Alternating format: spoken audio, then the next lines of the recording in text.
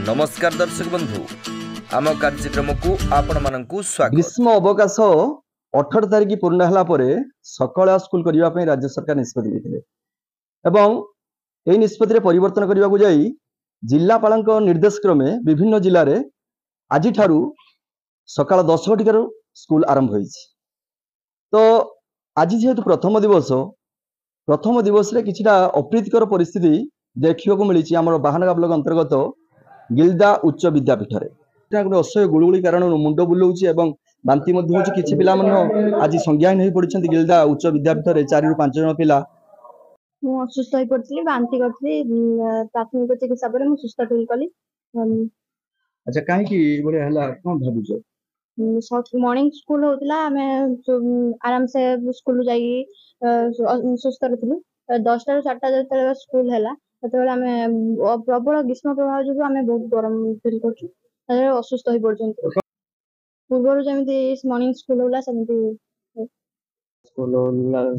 हम क्लास टा भल लगुला एबे जो 10टा वाला स्कूल टा होचे हमहु गुड़ी गुड़ी बहुत होची वो फैन पवन मध्ये लागु नै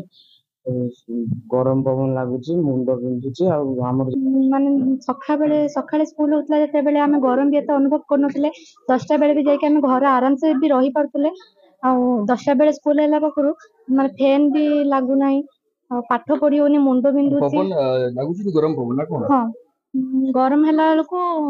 गरम पवन ओडा बाहरची मुंड बिंदुची बांति भी लागुची गरम रे बसी पाठ भी पढ़ी होनी हम चाहूचे जदि सरकार ए आम कथा सुनि कि जदि सखाळे स्कूल करनते आमे तांकर उपकृत हों। सनातन चेल गवर्नमेंट हाई स्कूल गिलदार प्रधान शिक्षक आज आम विद्यालय 4 जन पिला 10म श्रेणी रे क्लास करथला बेले से माने अत्यधिक गरम हेतु सेंसलेस हो गले ताकू आमे तळको नै आसिला परे ता भितरु तांको अभिभावक मान को आमे जणैलु वर्तमान सुधा जन अभिभावक तांको पिला को आसिकी नै जाइछन्ती आ 3 जन को आमे प्राथमिक चिकित्सा कला परे मन वर्तमान अवश्य सुस्थ हेगी सिचन्ती आ टिके भलो भाबे सुस्थ होला परे तां क्लास को छाडी तळे बसछन्ती आ पिला मन पर किछि रखले ऊपरे सेमिति तो टिके गरम होतवारु जेहेतु एटा हमरो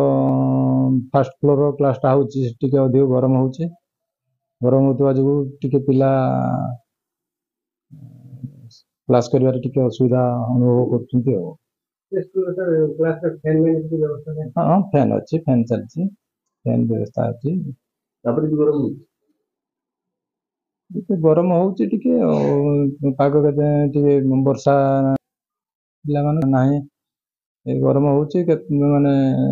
समयटा जतले मध्याह्न समय टिके गरम होची सकाळ समयटा तो भलो थिला वर्तमान वर्षा हे नाही टिके गरम होची आ सकाळ हेतले बरम भलो हेतांता मानेकर कहिबार कथा जते बेले स्कूल खुलिला 18 तारिख रु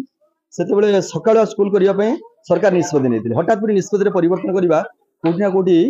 समस्त आश्चर्यचकित करिछि कारण एपर्यंत मौसुमी वायु आसी नाही कि पाणीपाग रे परिवर्तन मध्य होइनी जेमिति गुळगुळी थिला दीर्घ दिन धरी से भलिया गुळगुळी लागि रहिछि जोथि पई पिला माने अतिष्ठ होई पड़ि।